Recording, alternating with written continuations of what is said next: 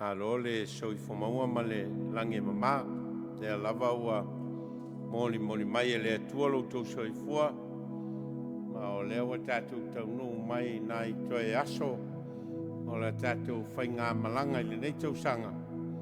Ia ona tatou tūvai lea i lona aso muli. Ia ma le whamoe whauru fale le atua loutou soifua ma o tatou ola i le tausaga fou.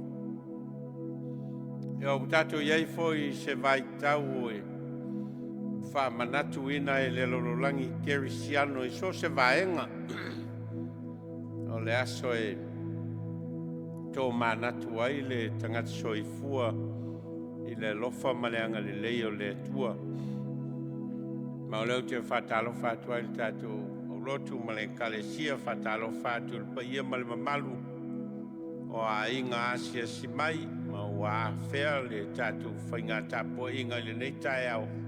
Ia tātou te whaitapua inga whātasi le atua. Whātalo whātu foi i le sunga i le liao ao mai mārua ma le tōrua. Ia tusa ma le whenga iai ma le soifua tauivi ma le ola tau mo whai tono o kulisi whawhi whiau. Ia a leo wa whai malo longa mai ma o tātou mafuta i le nei vai tau. Ia tātou whamoe o a tātou fuafuanga ma lava singa mo nei vai aso. Ia a maiselo tātou wanga i atu i le pō le aso lulu a malava le aso tofi o le aso Christmas. Ia ma le tātou lotu o le Christmasi. Te o tātou talo.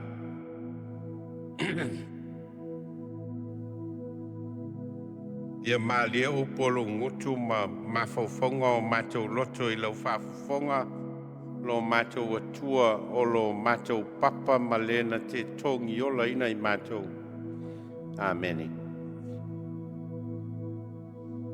O whilwhilia le tusi o Mataio i lo mtau mua al whai upo e luas ful ma le tolu. E o mai aini ma fofonga fale anganga mo i tātou i le nei vai tau. Faauta e tō le taupou ma fanau mai le tama tane latou te faaigoa ia te ia o Emmanuelu. O le Manatu Autu o le vaiaso le nei ma le vaiaso lumanai. Ua ia i tātou le atua Emanuelu. Ua ia i tātou le atua Emmanuel. God with us. O Manatu e whaonga ina le whaaliliunga o le ingoa Emanuelu. Mai le whaaliliunga o lo i tono le tuspaia e whapea. Wa ia i tātou le atua. E o te fia whaonga ina le whaaliliunga. E ia i tātou le atua. E le o le wa ia i tātou le atua a le whaliliunga e ia i tātou le atua. God with us. E le o le God is with us. Le lau te manatu e whaonga le i le launga le nei e a le whaliliunga le nā e au mai ai ni mawhauwhaunga mo tātou. I le Manatu Autu lea Emanuelu e iai tātou le atua. Emmanuel, God with us. O Manatu e mai le tusi o le whenga inga tuai. Le tusi lea i saia mtau ue fitu. O lo moli mau mai ai le a mataina o le ingoa lea Emmanuel. O whena a mata mai ai. Ai po le afo i le sio manga na mafua ai o nā liae ia le ingoa lea Emmanuel. Te lana tātou whaitau ai le isaia i long tāu koe fitu. O lo au mai ai le vaenga lea o le perofetanga i isaia i le tupu a asa o le malo yuta. Ma o le a o os faamatalaina a le launga i le vaenga lea, i le sio manga lea, i le vao i seia ma le tupu a asa o Iuta. O mai a foi le tus faitau mai le whengainga fau i le moli maua a le whai evangelia o Mataio o lo faamatalaina ai le fanau mai o Iesu e whaapea o le whaatau nu ina lea o le valo anga le whengainga tuai le laua whai Manatu Matua Faauta e tō le taupou ma fanau mai le tamatane latou te faaigoa iā te ia o Emmanuelu. Whapea le talitonuga o le tupu o a asa o se tupu au pito leanga lea o le nofo inga tupu o le malo Iuta. Ma taulia foi o Israelu sa tasi le whainga malo ai na ua maliu ia Solomona i whasolonga o tupu o Israelu. Ia ma whasolo mai ia Saulo Tavita ma Solomona ina ua maliu la ia Solomona o na vailua leo o Israelu ia Israelu ma Iuta o le malola o Iuta ma le whasolonga o na nofo inga tupu fo linga mai o le tupu o pito leanga leo tupu o Iuta le tupu leo a asa. Le olo ta ua i le vaenga o le tusila i saian tatu faitauina e whapea la o le tangata leo asa. O se tupu o pito leanga o le malo Iuta. E le ngata o lana nofo a inga na ngā iai le malo Iuta i winga whapaupau. Ma li liu e se mai ai le nuu mai le atua o lea na lato osi whenga inga. Ai o lana nofo a inga foi na whapea na tele na nofo polonga ai tangata Israel. O na o ana teita inga sawa. Ka pe o le whamtalanga sa na whaofi ina le whainga taulanga whai e taulanga i tangata ola. Ma e o lava i lona atali ina i a fōa ina e osi e le taulanga o no lona telitonunga i taulanga e whai e tangata ola. Ka pea la le whamtalanga i le vaenga o le tusi le sa tatou whaitawina. O le vaitaimi o a asa na o mai whaatasi ai le malo Israelu ma le malo Suria la tau te oso whaia le malo Iuta ma tau mo whai e whātou i lalo le malo Iuta. E ona awina lea e le atua i saia e whai a asa e aua nei whapopole ina ona e iai le atua mai latou. Ai peitai, ua alu lava a asa e fia whaipaanga i a Asuria. Mai uai ina maua le whainga paanga lea, ma tele ai ia vaitau o le nofo polonga peo Israelu i malo o lo lato tua oi. A ua o ese mai le finangalo le atua. Vaitau tonu la lea nā lia e ai. Ia le perfetanga lea ai Isaia le tatou whaitawina. Ia la no tuai ai Isaia whailoa i maa asa ma whailoa i ai le finangalo le atua. Ma o le fitalainga le atua i a asa. O le mea le tuina mai ai e le li lava le whailonga i a te utou. Faauta e tō le taupou. Ma fanau mai se tamatane. E te faaigoa foi a te ia o Emmanuelu. E ai e ia le sua susu ma le meli. Se ia i loa e ia o na te atu i le leanga. A e filifili i le lei. A wā ao lei loa e le tama o na te atu i le leanga mo na filifili i le lei. E tue o na tupu e lua o le nuu ua leanga i a te oe. O le perfitanga lea i saia o laina mo moli a asa. Tusa ma le finangalo o le atua mo le malo Iuta. E tangata suasua o le tuspaia e whapea. O se vaenga o le perfitanga lea i saia ia Iuta ma asa. Sa whātaunu uina lava, ina ua whātoi laloina Suria ma Israel o malo e lua o lea sa tau mawhai e whātoi laloina Utah.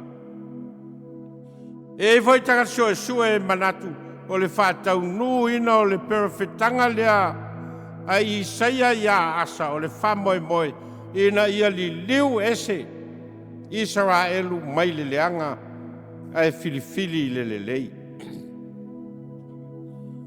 E uia e tele suenga o lo fai le tala ia asa ma le whātaunu ina o le valo anga lea Isaia i le whenga inga tuai ai fōlinga mai o lo manino le mōli mau o le whenga inga fau ma le mōli mau a Mataio lea sa tatou whaitauina o lo whātaunu ina le perfetanga Isaia na whai a asa mai uta i le fanau mai o le Mesia valo ia e ala i le fanau mai o Iesu i le taupou o Maria pe ona moli mawai Mataio Faauta e tō le taupou fanau mai le tamatane rātou te faaigoa ia te ia o Emmanuelu o lo faamatalaina e Mataio le tō lea Maria fai mai o le tō mai le nganga pa ia. O le tō na tupu i le finangalo pa ia o le atua.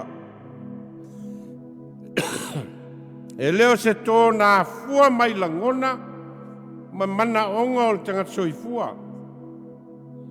Ai o le tō na wha pa ia ina e le atua e ala i lona nganga pa ia.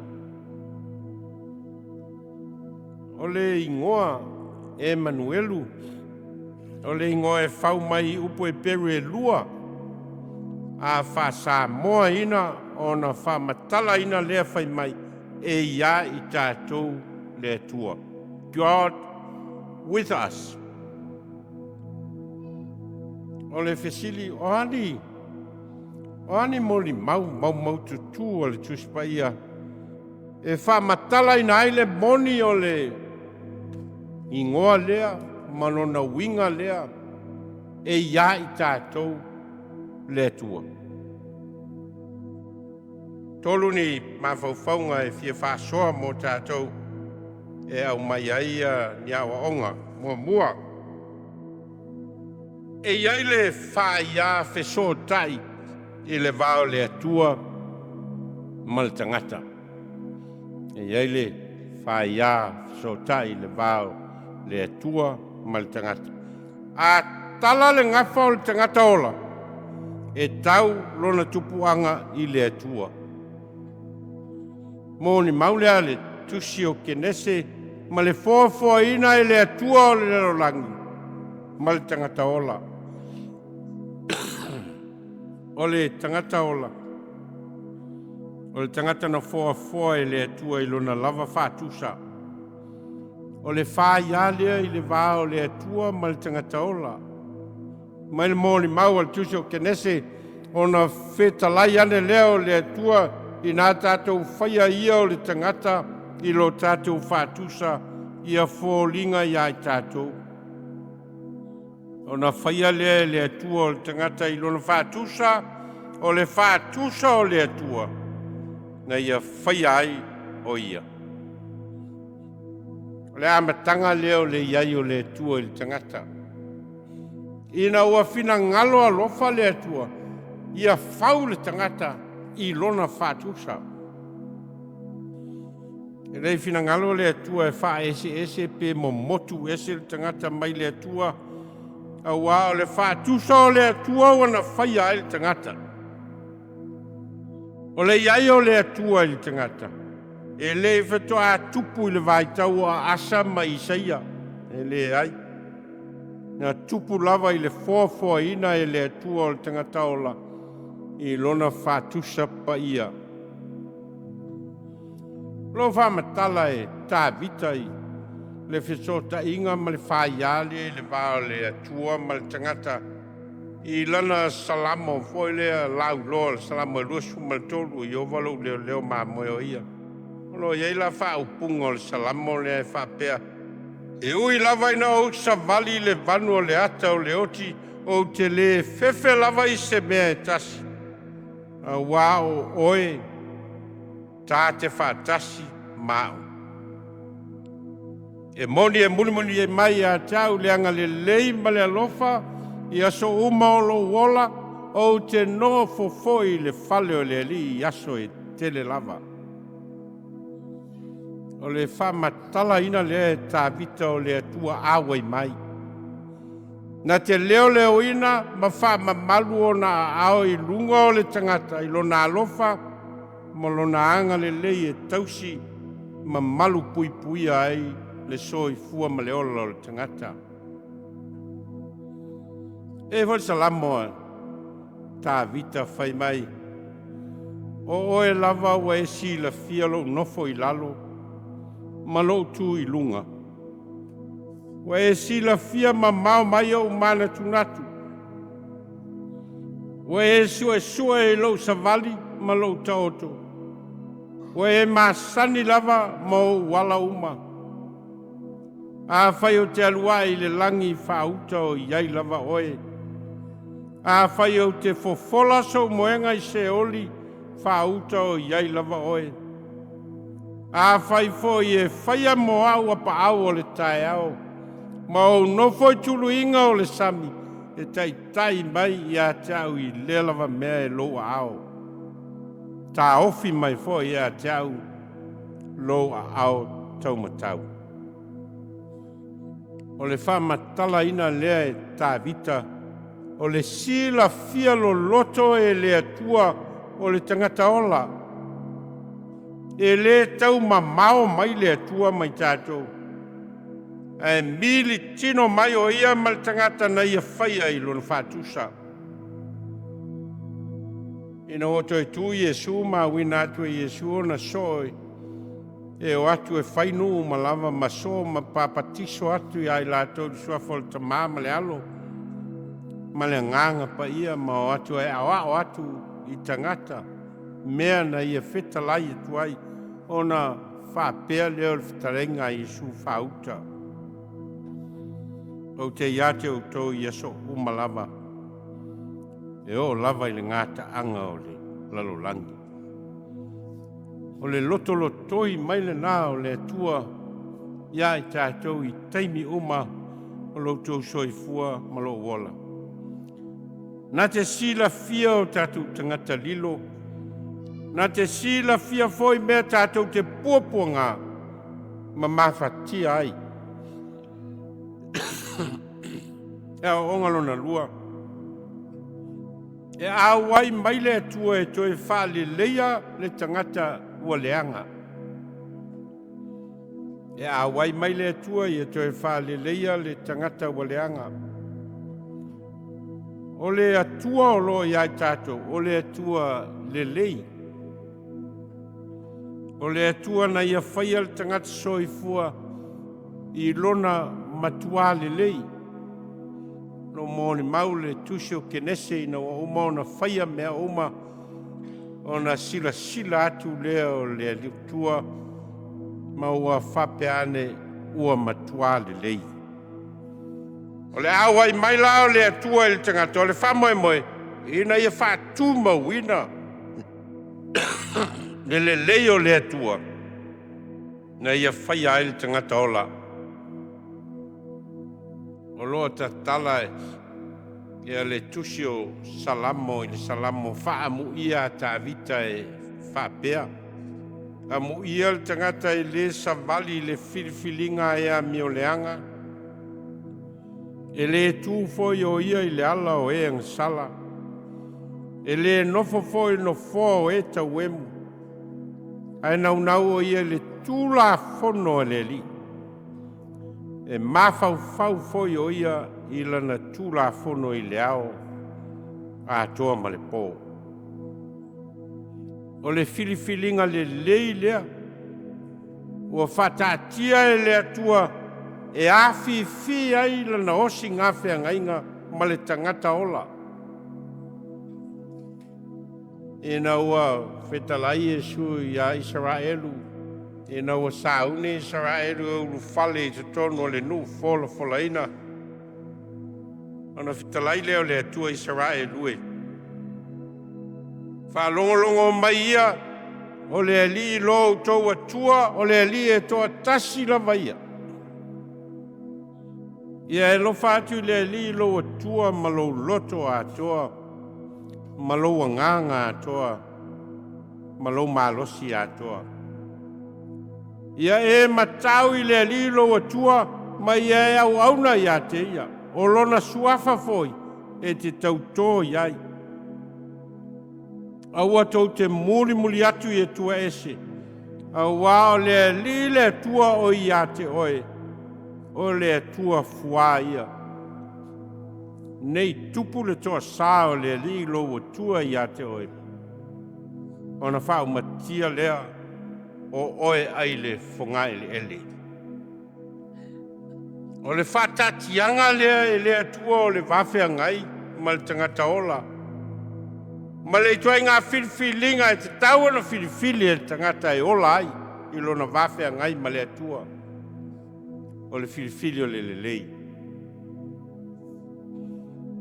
Ina o tusi atu Paulo e le kale sia i Kalatia. Ma tau mawhai Paulo e ao tangata o le kale sia i Kalatia. Ina ia latou malama i mea alofa le atua fōai mai ia i latou.